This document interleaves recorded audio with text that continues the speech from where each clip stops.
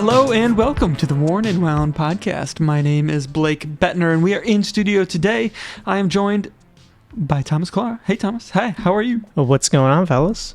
You know, the usual. We've got a very dapper looking other Thomas over there, aka Patrick. Yeah, not going by other Thomas. This is not true, listener. Yes, thank you.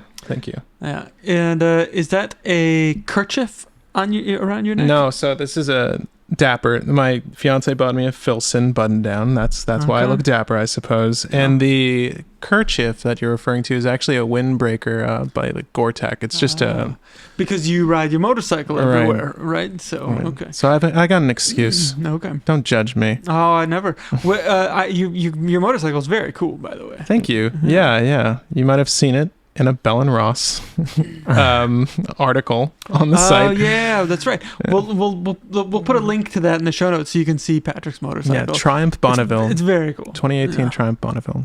Yeah, and he hasn't been killed yet. No. Riding through New York on it. So why would you even put that into the universe? Because I give him shit about it. I tell him I'm worried about him all the time. Yeah. You know, and this it's is like how he says out, it. It's light. It's dark out. I'm like, dude, you know. And Patrick's really getting it early on right now, man. I know. I worry about it. We've got Zach Kazan holding down the fort up there in Concord. Do you have a motorcycle, Zach Kazan? No, I do not have a motorcycle. Are you crazy? It's a death sentence. Never. That's what I'm saying. Wait, Pat rides a motorcycle? Thanks, Kazan. If you did, would it be like one of those big giant ones with like 3 wheels, like 2 wheels in back? I would probably feel comfortable on one of those. Yeah, okay. That would be. I could probably do that. All right. Real like motorcycle enthusiasts, tilt their nose up at that. But I like the trikes. Like I think they're pretty dope. And they have the reverse too, where there's 2 wheels in the front and 1 in the back. That's kind of cool. I don't know if you've seen those. I don't know what those are called. I think that might be like a specialty. Called cars. That's it's called. How about one with 2 wheels in the front, 2 wheels in the back, 4 doors, 4 windshield, 4-wheel drive, airbags. Have you seen those? But don't the motorcyclists call them like cages? Like, oh, they're stuck in a cage. Yeah, man, I'm all about freedom. Freedom. Yeah, look at these people in their people movers. These people cages on wheels. Yeah, airbags and seatbelts. Come on. Yeah, that's the most un-American thing I've ever heard of. I liked it when the dash was just wood. Yeah. All right, we are going to be talking about some new releases from LVMH. It was LVMH Watch Week. I guess last week by the time this comes out. But there's some new releases that were kind of cool that we thought we would talk about. And there's a new Oris we thought we would talk about. We could talk about the Golden Globes too, if you want. I think those were the other night or something like that. There's some watch spotting there, from what I understand. I did not watch it, so I don't know.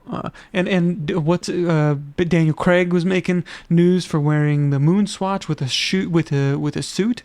Right last week, I don't know what that was for, but full dapper Golden Globes suit and a moon swatch. So he's like an official ambassador, right, for Omega? My mistake, Omega. Yeah.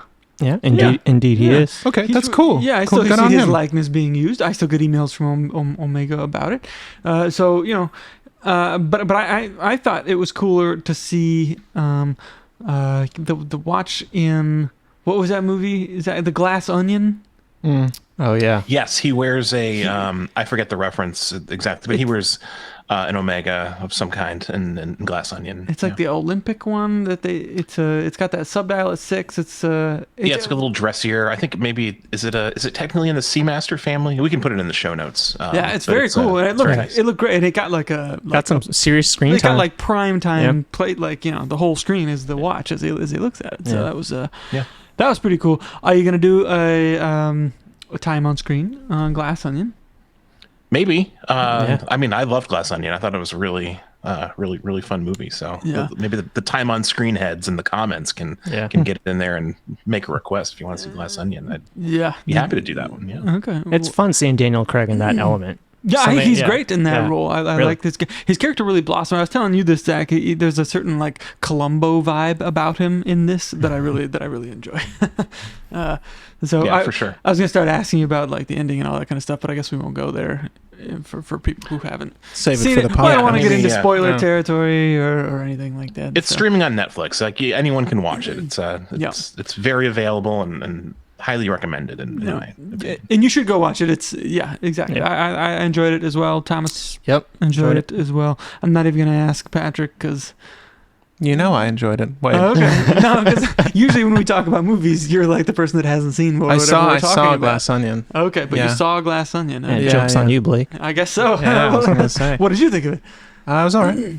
It was all right. Okay, well, there you go. There's a I like a whodunit. It was really good. 3 out of 4.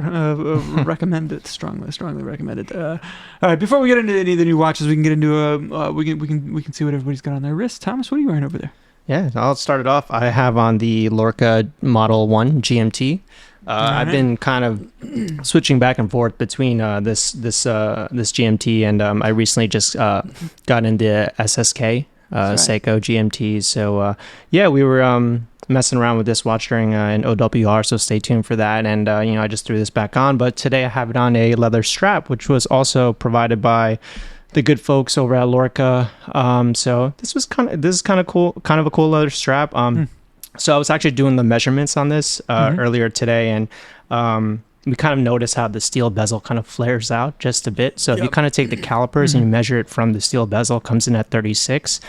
On the underside of the case body or the mid case comes in at 35. Okay. Yeah, and then you pair that with the 43 millimeter lug width. I mean, it just wears like very well. And speaking about the strap, like the lug width comes in at 19. So this is a 19 millimeter lug width, which joins now a growing list of 19 There's millimeter. plenty of 19 mil out there, so that's okay. I have less of a problem with that than I don't have a problem. than 21, I guess. But it's a cool little combo here. So that's a very compelling watch. That OWR will have gone live yesterday when this goes up. So check that out. We'll put a link to that down below. I like that watch a lot. Yeah, and it comes in that champagne dial as well. Very cool stuff. And review that one coming soon. So keep an eye out for that. Zach Kazan, what are you wearing? Wearing my Grand Seiko SPGA 469 today. All right, very cool. Blue Spring Drive. The Blue Spring Drive. All right. Nice. I'm wearing a Seiko SPB 149 on a gray Hoyt, I think, strap. I should know. I mean, I only did a video on these straps recently. I like these straps, though, and this is kind of like it's a robust case. It's a little slightly on the thicker side. Looks good on that strap. So I think it holds the strap well, because this is kind of a robust strap as well. So I think it all works well together. Still love this watch. Paired with a lovely shacket. Is that what they call it? Yeah. They're calling them shackets. Shackets, right? That's what they call them. Yeah. It's the season for that. 'Tis the season, right? Yeah. When it's in the low 50s, stuff like you want to layer up, right? But not like full on. Okay, big giant thick sweaters and coats and all that kind of stuff. I like to be able to kind of layer. And then I can fine tune my comfort level throughout the It's like a micro adjust. It's like a micro adjust for your body. Exactly. For your body. Patrick, I saved you for last because this is a new watch. Yeah. I think. I got this months ago and then I'd sent it. It's a very long story, but I'd sent it for its warranty. I wasn't the original purchaser. So the fact that time factors, I believe that's what it is. The fact that they took it back at all was great. But no, shout out to Eddie. Thank you for taking my watch back and having a look at it, because the pusher that actuates the chronograph just didn't work. It maybe like 50% of the time it would connect. It works flawlessly now, and I got it back. It's great. I'm super happy with it. It's awesome looking. This is tell us what it is. So this is their Persista. I believe it's a PRS56 or PR56. I forget the exact reference number, but it's aptly named the Mission Timer, and it's a Destro style, sort of Tatima military throwback chronograph with a stacked handset similar to like a Lemania 5100, but it uses a ETA Pressy drive quartz, so it's high accuracy quartz movement. Really great setup with the dial. It's a 369 with a sub-seconds at the 12. Very unique setup there. There's also a unidirectional countdown timer on the bezel with a ceramic insert, fully loomed dial.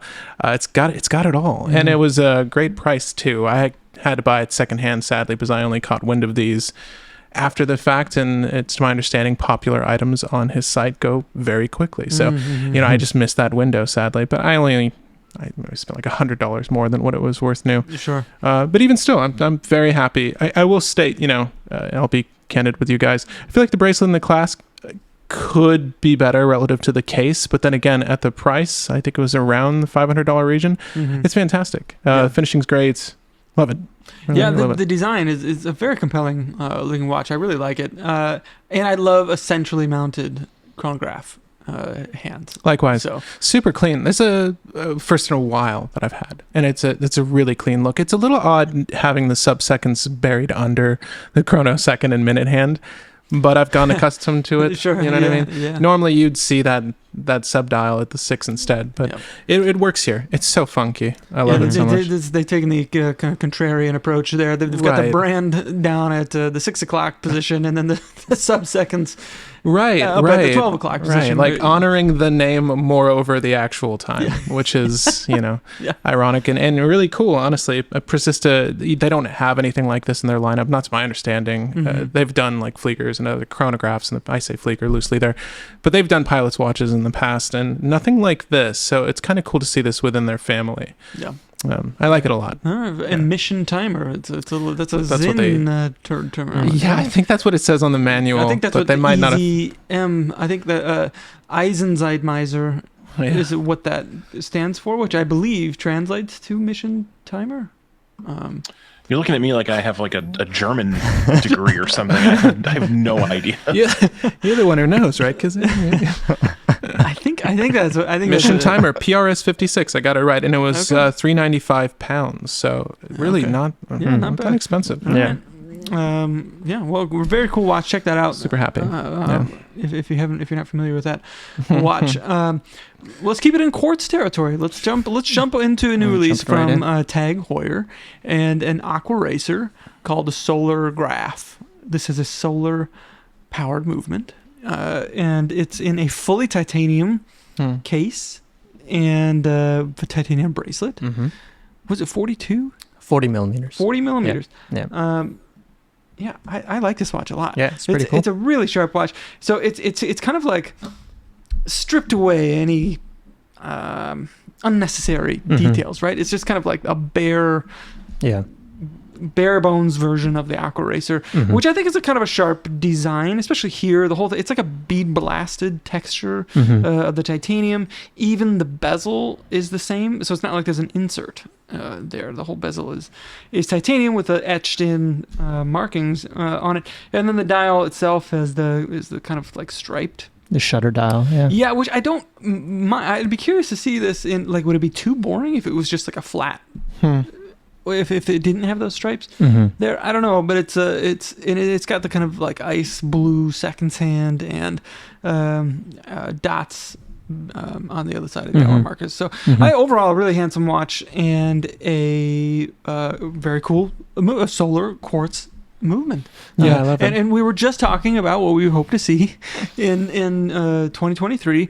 Brands take like quartz more seriously, and here they are putting it in like a more premium version of their Aqua Racer, I guess, right? So and they're taking it seriously, and it's $3,000, which is maybe a touch aggressive for a solar quartz, but it's full titanium, and it's is the premium there because of the titanium? Do they do an automatic or quartz? They do. Titanium? Yeah. Right. Well, no, not in titanium. But they do. They have other versions. Right. Like steel and like right. DLC steel. But this would be their first in titanium then.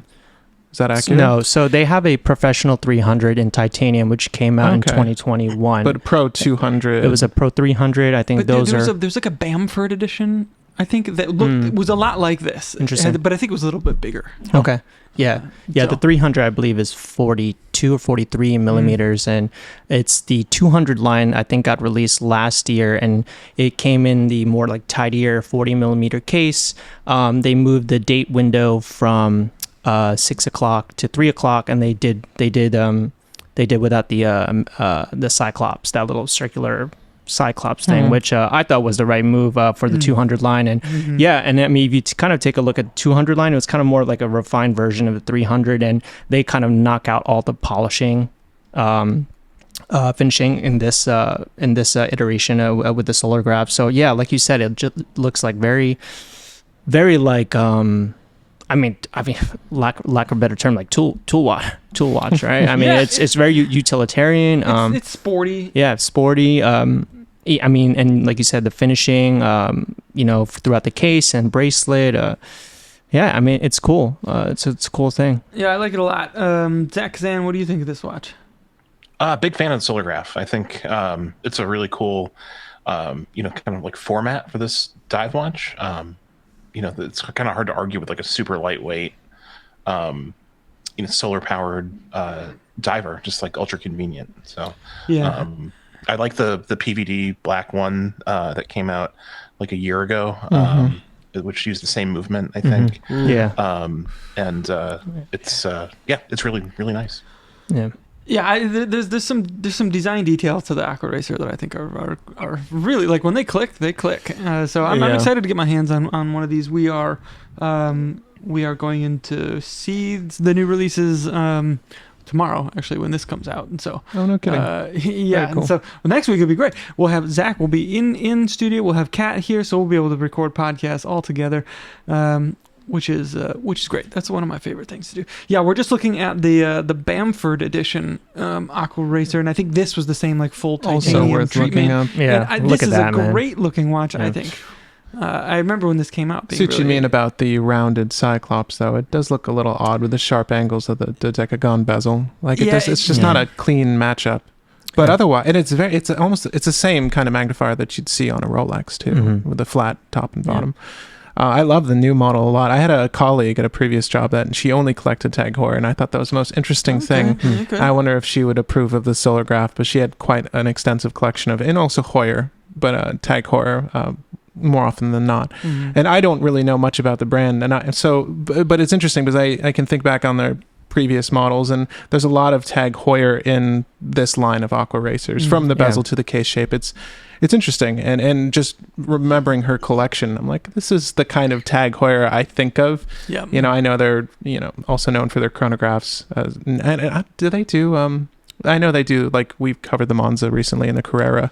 They don't do like a Silverstone or any of those older Heuer models, right? They didn't adopt that. It's been a little while since they've done the Silverstone, but I think they do have a contemporary Silverstone, if I'm not mistaken. Yeah, I think so. Yeah, it's that one's never been super popular, but I think you're right. There's been a contemporary issue with that. Yeah, there's such a really cool catalog, but I like what they're I really like what they're doing with the Solargraphs. The naming convention's interesting to me. I don't know where they get the graph from, but it's cool. It sounds cool. Yeah, and it's better than like a string of numbers and letters. The SBG 14. I like the mint green they went with too. It's a really sharp watch. I totally want one. I'm quite a fan. I was just saying off camera though, like, do I need another diver? Slippery slope there. Yeah.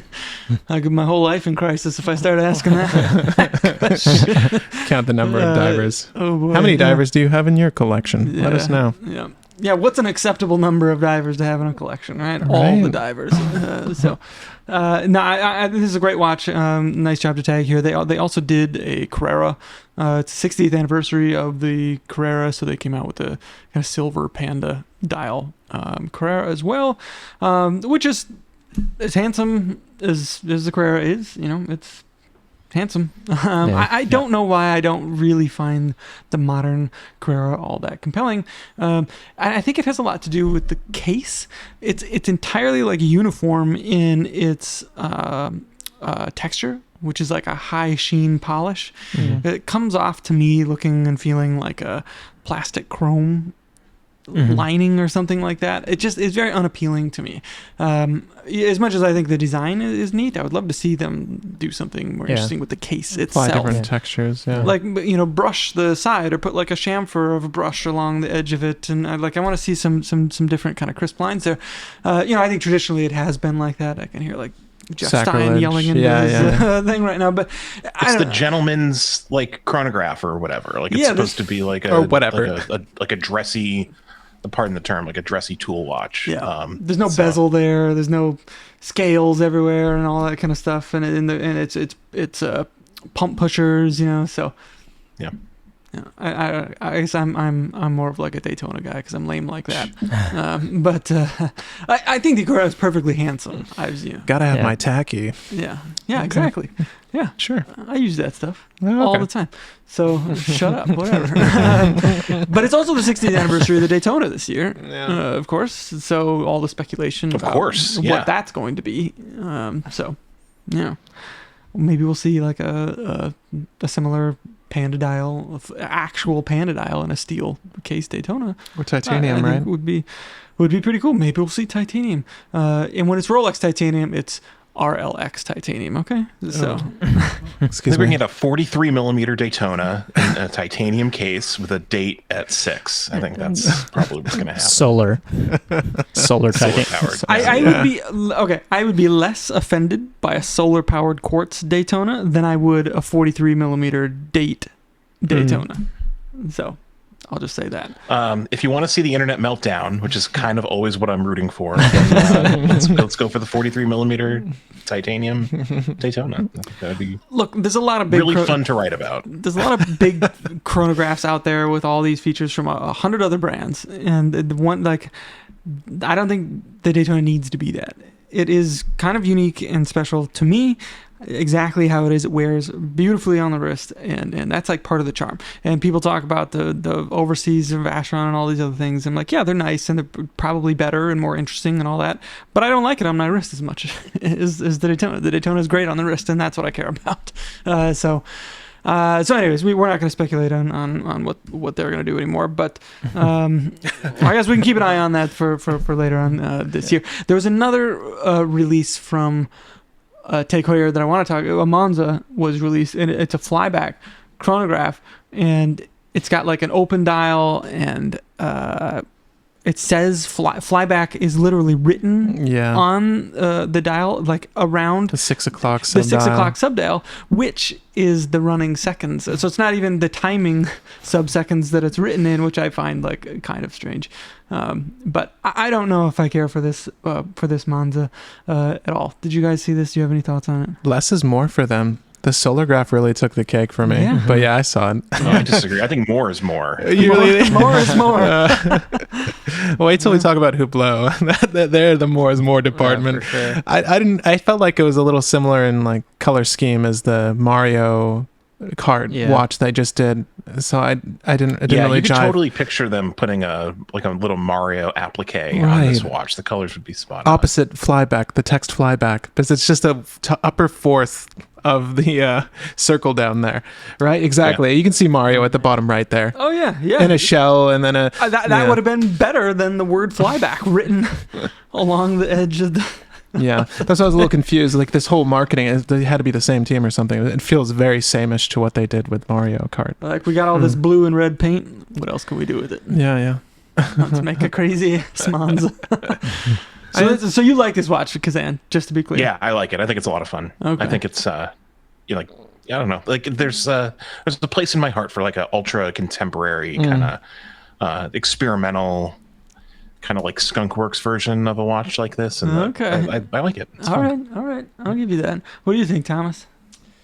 I don't know, man. I'm getting like Spider-Man, Spider-Verse vibes from this. Like into the Spider-Verse. So, but I mean, it's cool. I mean, I'm gonna have to. I do now that like Zach like frames it that way. Like I do kind of agree with that concept about just like kind of like putting the cells out there, and I don't know, like I'm not well versed with like Tag Heuer Monzas, so like I don't have like a lot of context to this, but it's cool.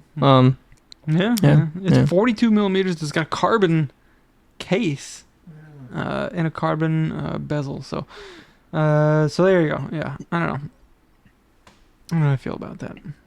I'm taking the Aqua Razor. You guys can have your Monza. All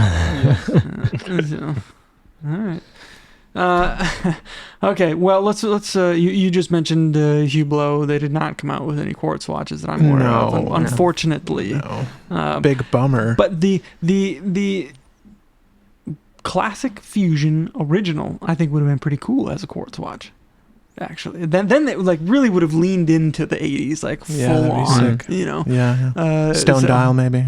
Yes, That'd yes, really I would cool. get on board with that. I love stone dials. They made stone dial versions last year that were great. That's fact. You're so right. Yeah. That's why it was on my mind. Yeah. That'd be great. Yeah. How do you do a stone dial solar watch though? I mean, just got you there, wise guy. Yeah.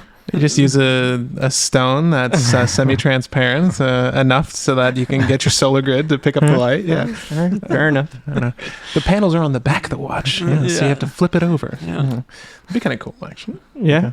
So the classic Fusion original is yellow gold, black ceramic, and titanium. So there's 3 different versions of them, and I really like that all 3 of them come in 3 different sizes: 33 millimeters, I think, 38 millimeters, and 42 millimeters, which is like a nice selection of watches. I got no problem with this watch. It's very kind of divisive in what it looks, because it's very much like of an era, and and not everybody has like positive connotations with stylings from that era.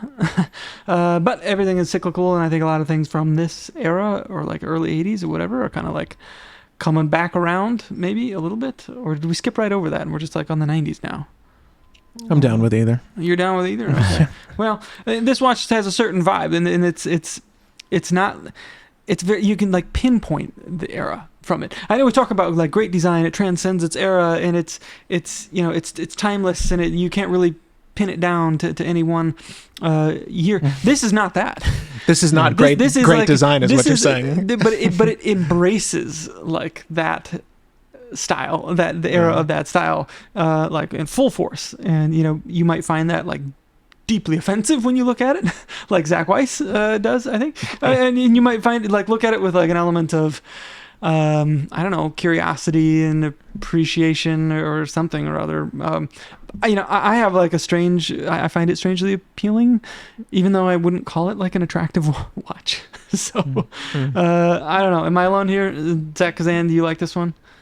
I'm not a huge fan of these because I've kind of come to appreciate Hublot over the last few years, but I really like the more like wild and like experimental like Hublot. Okay. And I don't really quite understand the point of like a more refined Hublot watch, which is what these are. Like, that's just not what I'm interested in. I want my Hublot to be like a giant 44 millimeter glass cased tourbillon in a neon color. Okay. Or to have like a rhinoceros on the dial or something like that. Like, which is the other watch they released. Right.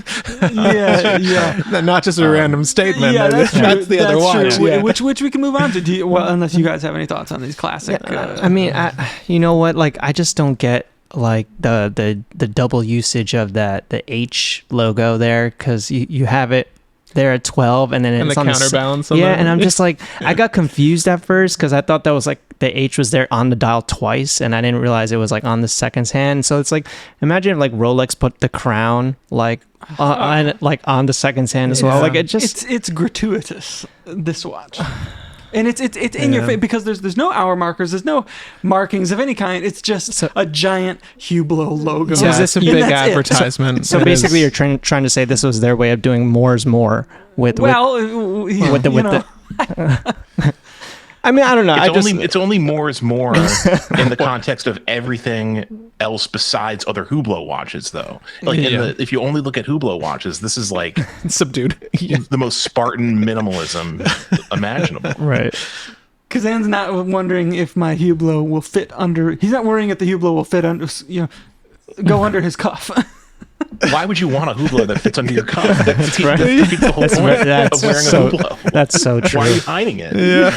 It's a giant. Look at that. The logo takes up like the entire Yeah, and if it would, you roll up that sleeve. That's interesting. I agree with that. I like the fact that they have it in 3 sizes. That is cool. More brands should think about that. Yeah, I agree. But the other accessibility. If you want that in 38 millimeters, get the hell out of here. Kind of a take. All right, so Zach, tell us about there's 2 other ones, Big Bangs that are full flavor.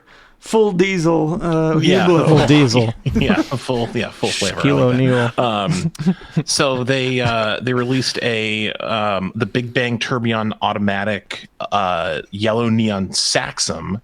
Saxum is an acronym that refers to a special type of glass that they make, and this time is the first time they've been able to make it in anything other than like a deep emerald green. This is a bright translucent neon yellow.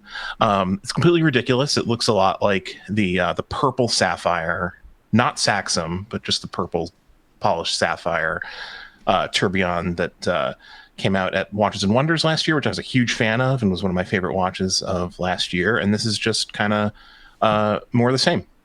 It's just it looks kind of like a tennis ball to me. Like that's what I think of when I when I look at this watch. It's like it gives me like a tennis ball vibe. And I love it. I hope I get to see one at some point at a trade show or out in the wild. Who knows? Maybe the person down the street will just like pick one of these up and I'll see it at the coffee shop. You never know. Yeah, your upstairs neighbor. Yeah, that's possible. Yeah. I could see Zach Kazan rocking this watch courtside at a Boston Celtics game, just with his button-up kill shot sneakers, Nike sneakers, and this Hublot courtside. From your mouth to that would that's a vibe. That's a vibe right there, man. I'm on it. Yeah. All right. Well, we'll try and make that happen. With Hublot. Hublot, sponsor that. I'll shoot it. We'll get the proof. Yeah. What an opportunity. Yeah. Oh my goodness. All my dreams are coming true. That'd be kind of dope. That's a cool watch too.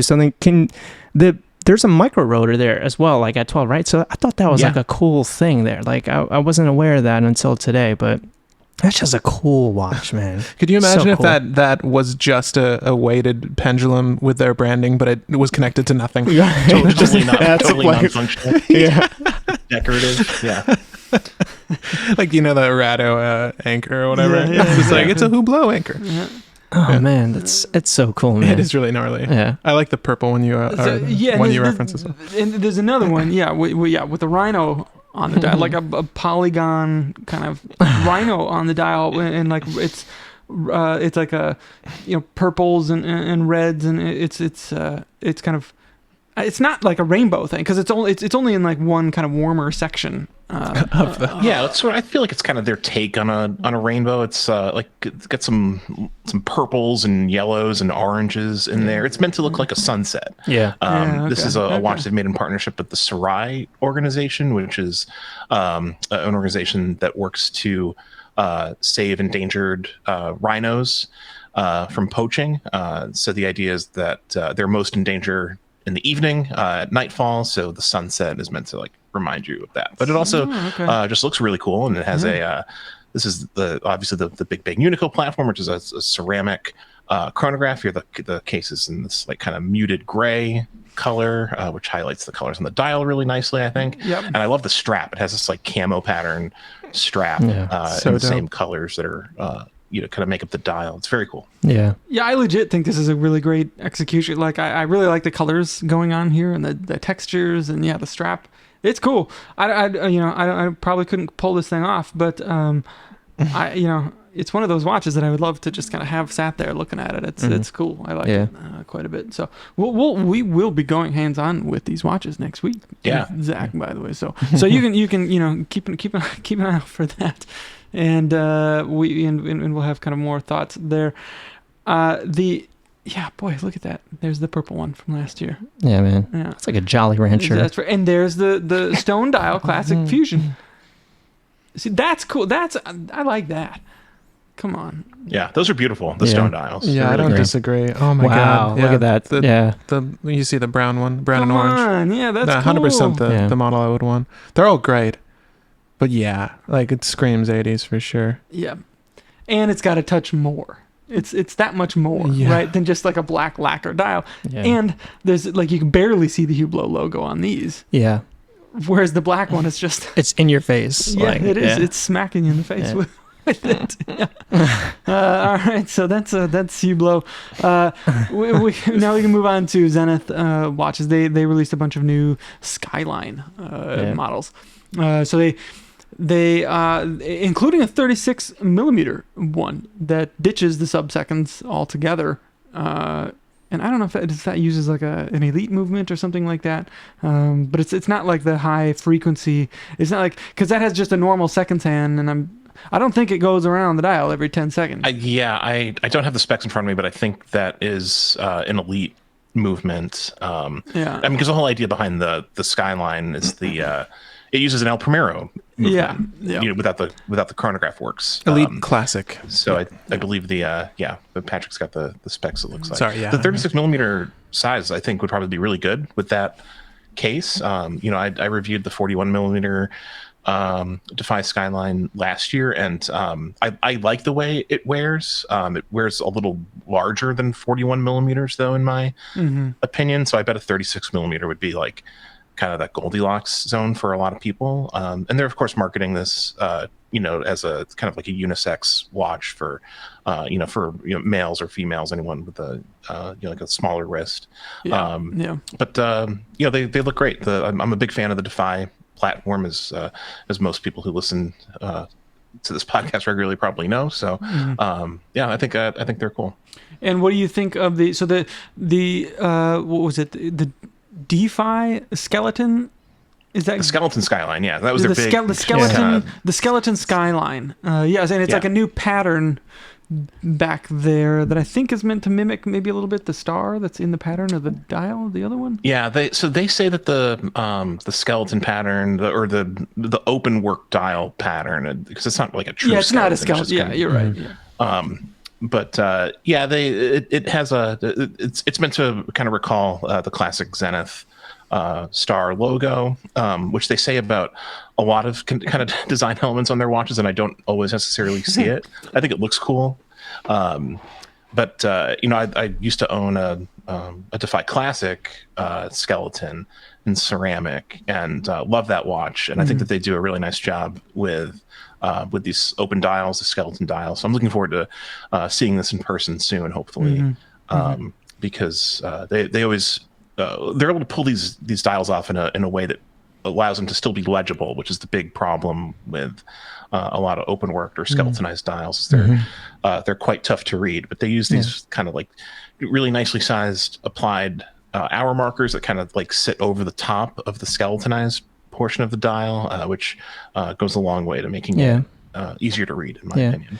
I think that this dial, instead of like the 5-pointed star, this is like a 4-pointed star, I guess, right? And then and that's the older one, logo, right? And then they got rid of the date, and then they moved that running seconds over to 6. So it's a cool more watch. Balanced in general. Yeah, I saw.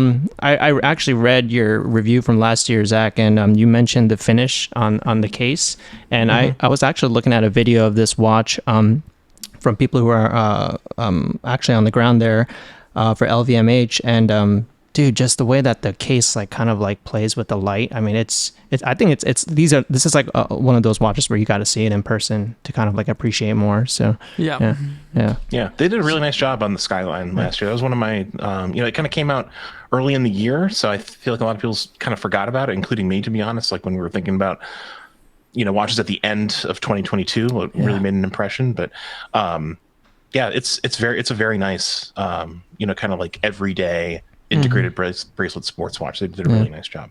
Super handsome case. I like the 36 as well, just to jump back on that. It's a very similar dial, it's outside of the sub 10th second thing. Right?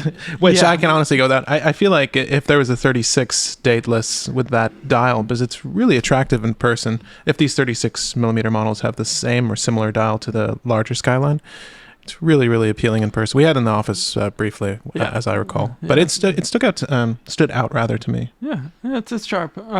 Zach, you mentioned a watch though that you used to have, which was also kind of an open work DeFi situation. The scale of that all around was perfect. Like that watch was great on the wrist. And I feel like that particular like dimensions are missing from this. Like I would like that Skyline open work to be in like that kind of size and trim case, because that was like pretty thin. It was pretty light. That and Hublot, go back there. Like they do a version of this as well, which uses an elite movement, which is an open work. I reviewed one earlier and found it quite lovely on the wrist. And I want to see this kind of like language, everything that's going on here in that package. Which is I would too. I think I don't know the exact dimensions of that El Primero movement that's in the Skyline, but I imagine that's a contributing factor to the heft of the of the case. The elite movement is like very thin, and that's kind of like why it exists. It's meant to be like a very compact, thin movement for for dress watches or for everyday watches, and El Primero is a different thing. But I agree. I'd prefer to have a Skyline in that form factor, but if they had to make a 41 millimeter kind of like chunkier case, I think for what it is, like they did a very nice job. I agree. So I'm looking forward to seeing those in person as well.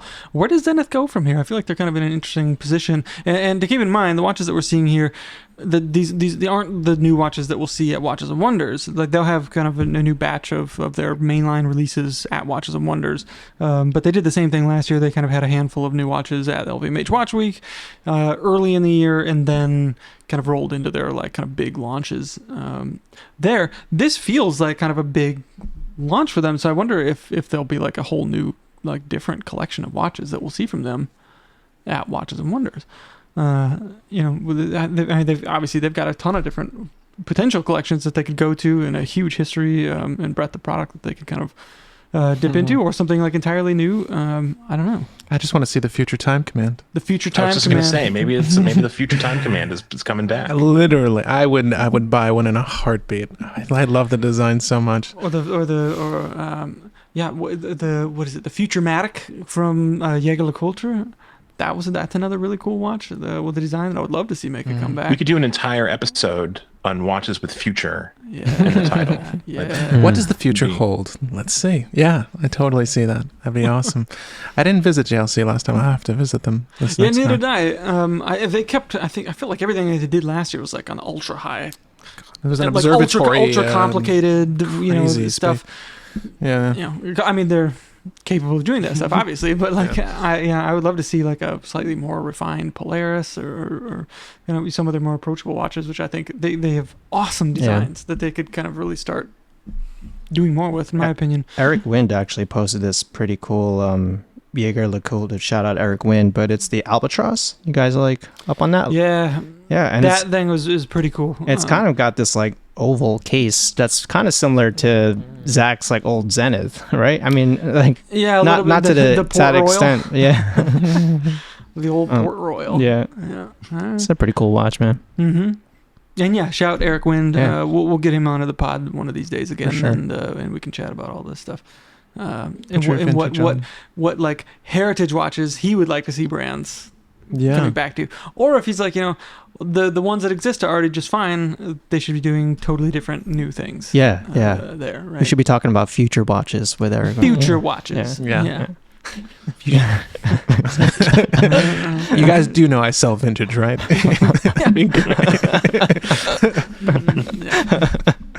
You wanted to talk about Oris, though? Is that accurate? Oh yeah, there was a new Oris movement, the Calibre 473, in a new Big Crown pointer date. Big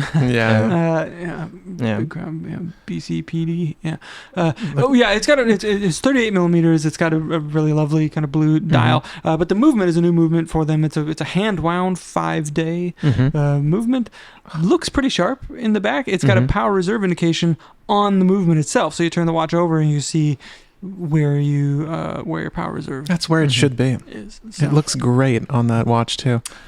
Yeah, I mean, don't tell me. Tell Grand Seiko people. Oh, yeah, exactly.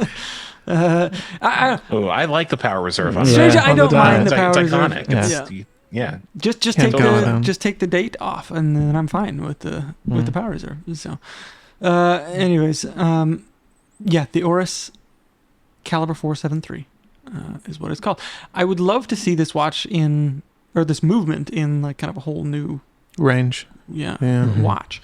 Yeah, I feel like they do these. They make some pretty cool movements, and then they're put into watches that are, pretty much exactly like, that look exactly the same. Right. The same exact design. I handed that to our photographer, and she told me, "Oh, I've already shot this." Right. I had to explain, like, well, no, this is a different one. But it has the Servo Volante strap, so it looks like the other ones. It's got the Servo Volante strap in that kind of colorful dial. It's handsome and all that kind of stuff. But I think, if you're just a regular Joe that's walking into like an AD and you see these all sat next to each other, like that's a hard thing to explain and describe. And I don't know, like I don't see something kind of like whole cloth new from them with some of these movements, but the movement itself I think is really nice. I think it's a great looking movement. It's not like it's unfinished. There is a level of finishing there, but it's a bit like utilitarian, which I think works well here. So I don't know, what did you guys think of this thing? I know, Zach, you haven't seen it, but I think the color of the dial is beautiful. And I'm really struck by that. And the movement looks cool too. I think I'm going to be reviewing this watch. That's right. Yeah. So I'm looking forward to seeing it when I'm in the office next week, or right now as you're listening to this. I'm excited to give it a look. It's been a while since I've reviewed an Oris, so I'm looking forward to that. And the movement looks cool too. So, that dial color, I referenced it in the intro article, but that dial color, it kind of reminds me of that those like Mr. Sketch scented markers. I don't know if those are like the types of markers that you guys like messed with as kids, but I did, and these were like these scented markers, and there was this like indigo blue Mr. Sketch marker. Patrick, you know what I'm talking about, right? Yeah. Yes. So it's like, as soon as you said that, I'm like, oh my god. Yeah. You're right. It kind of like hit there. So I was like, yeah. It's cool. I mean, they came out with a very similar dial color with the Cervo Volante last year, so I could see why there's a little bit of a mix up there. But yeah, I agree with you, Blake. I would love to see Oris kind of like expand their line, and I'm sure it's well within their bandwidth to kind of do something like that. So and I think it's time. They've got a slew of caliber 400 movements. So Right, or at least step away from the traditional sort of pointer date layout with the dial. Yeah. And again, like it's not that there's anything wrong with it. I mean, it's perfectly handsome. There's probably a reason why they do stick with it, but I know what you mean. Yeah. I like some of their pilot watches that have kind of a more modern look to them. I think are pretty sharp. I'd like to see them do something in that realm as well. But I don't know, maybe is this a year that we get off of the kind of like we have to classify the watch, like it's their pilot range, but I don't really think of it as like it's a pilot watch, kind of like that big or whatever the Pro Pilot X thing was. Like, this is a pilot watch? What does that mean? Like I feel like it kind of like primes your head to think a certain way when you hear the genre, but then like you see the watch. But I want to separate that and just kind of see it as the watch and think about what I would wear it in and do it. And I'm not a pilot, so I feel like we should maybe get away from like labeling these or like putting these watches in certain buckets, and then that's how you need to think about them. Yeah, I agree. So you guys ever think about Gerard Perregaux? I do. Yeah. Almost every day. Yeah. Almost every day. All right. Almost every day. Standing in the shower, just. I wonder how it's going over there at Gerard Perregaux. They've got some pretty cool vintage offerings. They've got like this. I don't think they were ever a sponsor of the Olympics, but they've got like an Olympic or Olympico style Laureato, or maybe this might have been prior to them using that naming convention. I really like some of their designs, but I don't know. Weren't they one of the first at the scene with like a high beat movement or something? Don't they have like some distinctions in this industry? But they sort of fallen by the wayside. Really, I don't really hear about them anymore. The gyromatic movement or the line of watches, I think I could be mistaken, but I think that series is historic for some reason. I feel like I used to know a lot more about Gerard Perregaux, and like the information has had to, I don't know, it's like escaped my brain somehow. But they're a cool brand. I'm a big fan of the Laureato. I think the Laureato is kind of an overlooked in like the steel sports watch integrated bracelet. Right. Hey, I'd wanted one of these, Olympico Laureato, so it has that same name, right? But they've done other Olympicos, but I wanted one of those for a good while. So I did think about them for some time. Yeah. Yeah. Yeah, they've got an interesting design language, and I think you're right, Zach. They are kind of often overlooked. That and like the Alpine Eagle watch from Chopard, I think are all kind of neat, I guess, watches. Yeah. The last one, it's been ages since I reviewed one, maybe 10 years or so. The Chrono Hawk, I think is what it was called. I don't even know if they make that anymore. I'm looking at this one. It's a www.tc Financial. Yeah. And it's got like crowns. It's got a crown at 3 and 9 o'clock. It looks like it's a world timer. And those are very cool. Those are world timers. Yeah. Very cool. Yeah. Very odd, but very cool. Yeah, well, odd is good, you know. Yeah, oh, for sure. Yeah. Maybe we'll see what we can do and get a Girard-Perregaux in here and review one of these Laureato. Or one of these casquettes. Casquette. Or the casquette. Yeah, I remember that from the Only Watch the other year. They did I think it's like carbon or titanium or something like that. Love that. Yeah. But it's a lot like it's a historic design for them. Yeah. I think this is like a modern. Hamilton makes something similar to that as well. Or is there Belova? Belova. Okay. Yeah. Excuse me. Yeah. It's almost exactly like the Computron. Yeah. Okay. You press a button on the side and then an LED, or not LED, or no way it's LED, right? It's like a dot matrix. Like it's like the old school like alarm clock style numbers that flash on the thing. Yeah. Your Bulova wasn't $6,000 though, was it? No. Okay. It was not. Just checking. Well, this can track a second time zone, so there's that. Yeah. Okay. Yeah. Oh, 7,000. Excuse me. Yeah. Well, those sold out. That was a limited edition that sold out, and the Only Watch one was the like marbled carbon something or other, forged pressed something like that. Yeah, cool stuff though. I don't know why that popped into my head. I wanted to ask other people about it. Girard-Perregaux. What do you think about Girard-Perregaux? Let us know down in the comments. Would you like to review one? Let's review one. Anyone. Do you think about it every day? You think about it every day? Yeah. The Girard-Perregaux hive is about to be unleashed on our comment section. Look. Yeah. All right. Well, let us know down below. Let us know what you thought about all the releases from LVMH Watch Week. What would you like to see from those brands at Watches and Wonders? Bigger bangs, maybe? The biggest of smaller bangs? Small, medium bangs. How about no bangs? No bangs. Yeah. Professional bangs. Never looked good on her anyways. Amateur bangs. Yeah. Okay. Well, we're getting ourselves in trouble here. All right. Well, thank you for listening. And until next time, take care.